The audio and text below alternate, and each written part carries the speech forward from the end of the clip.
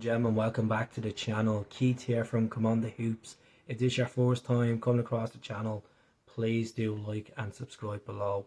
It would be really appreciated. It's been an emotional week. We lost one of our Lisbon Lions 2 days ago, John Clark. Sadly passed away at the age of 84 years of age. He'll always be remembered as being a phenomenal centre back for Celtic, a coach, a kit man, a family man, a friendly person, always had time for the fans to get a picture with them, and he'll never be forgotten. And a good native of Bells Hill as well. So my thoughts and prayers are with his family, the fans that know him quite well, and I'm sure there's going to be a lovely ceremony for him when it does come around. But we're here to talk about players that we're potentially could be bringing into the club, and a player that's getting a lot of interest. No official bids have been placed for him. Nicholas Kuhn, 25 years of age, a player that scored 21 goals last season for Celtic. He was on fire for the first half of the season, and over the last 2 weeks there has been reports that Newcastle are interested, and Red Bull Leipzig that he played for a younger level. A guy that he played for at 2015 up to 2018.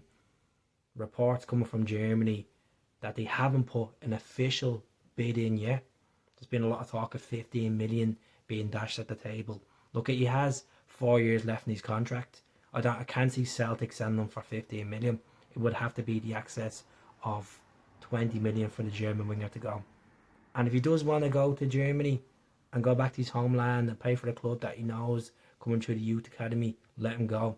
He's had stints at Rapid Vienna, stints at Bayern Munich second team, Ajax as well. And if the price is right and if his head is not in it and his agent's barking in his ear, snap our hand off, let him go. Personally, I think we would be losing a bit of quality there. We've seen what Nicholas Kuhn can offer, but it's all about the mentality. If he doesn't have the mentality to play for Celtic next season, and he's scoring the odd goal there and then, and he's not putting in the performances that he did in the first half of last season, you're going to say to yourself, by October, November, sell Kuhn in January, let's cash in them.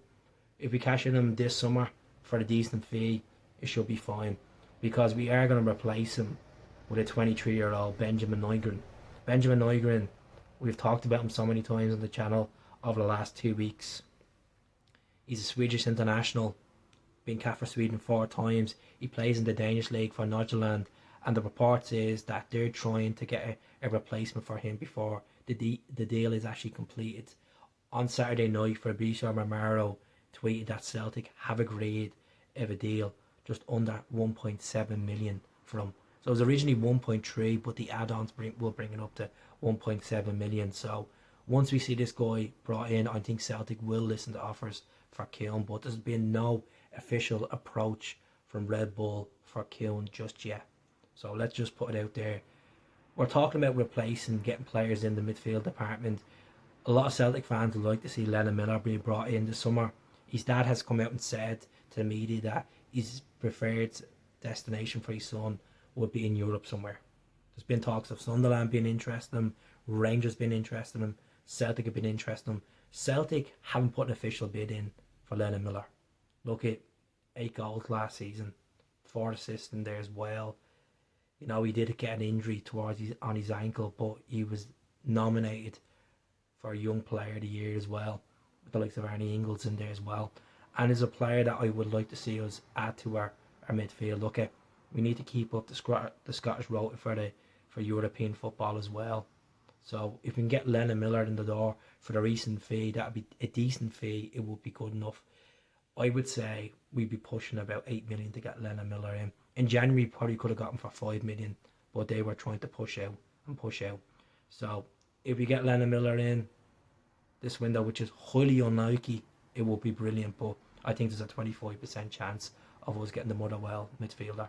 Like, there's potential there of him being another John McGinn. Let's be honest, there is potential there. So time will tell. We are looking at strikers, and there's a guy that has been linked to Celtic. There's been no official bids put in from Celtic. There's been no official conversation that been done about this guy, but I have discussed this guy on the channel a couple of times when he played for Aberdeen. Bojan Miovski.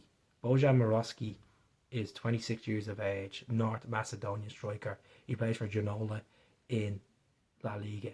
Now, he went there last season for 4.7 million from Aberdeen. Played in the Champions League. He's played 23 games in total for them. And it's a guy that only scored 4 goals for them. Hasn't worked out for them. They finished 16 in La Liga last season. Struggled big time compared to the season before that, before they signed. They were actually pushing for the La Liga title. They're willing to listen to offers from, but it's going to cost Celtic 5 million if they get him over the line. Personally, I said it back in the day when it was him and Ida. I would have wanted him to come in on a permanent, even though Ida did score the goals and brought the magic off the bench and helped us win the league and the Scottish Cup. But I just think this guy has a bit more to offer than Ida. He's more direct as well. Look, he's good in the air, and he haunted us when he played against us as well. I'm a fan of getting Miovski in. I look at it and look at what's going on with Callum Osmond. He's still training at the moment with his agency. There's been no official confirmation of him signing yet for Celtic. There's been no official fee, even though it's meant to be an academy fee, just basically paying off the rest of his contract. But if it holds off for another couple of more days, he will be able to come to Celtic on a free transfer as well. We'll see how that goes over the next couple of days. But Miovski, I'm all in for. We're not going to get Evan Ferguson. I know we're tipped to be the favourite to sign Evan Ferguson. It's not going to happen. Let's be honest, wages-wise, it's not going to happen.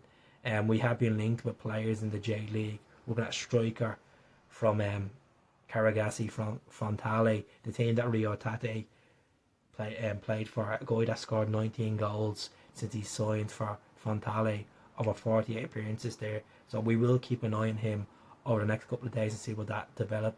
We have been linked with a guy called Inamura, who's a centre back who plays in the J League, and there's been no more talk about him.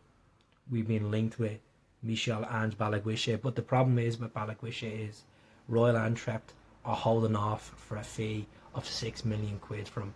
Celtic are not willing to hit that valuation for a player that's only played 17 times since the turn of the new year.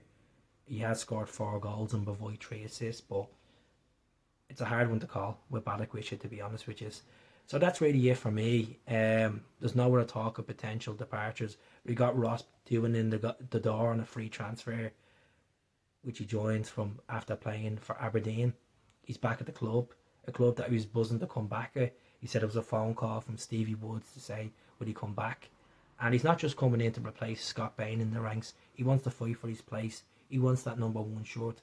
It's going to take a lot of work and determination to get ahead of Sinsalo and ahead of Kasper Schmeichel in that goal. But Brendan Rodgers knows Ross Doohan, obviously from his first term when he was coming through as a young player. He's 27 years of age. He has matured. He's had moves away in Ross County and Aberdeen, and probably that has matured him as a player to move on and get more, that first team football, to get a taste of it.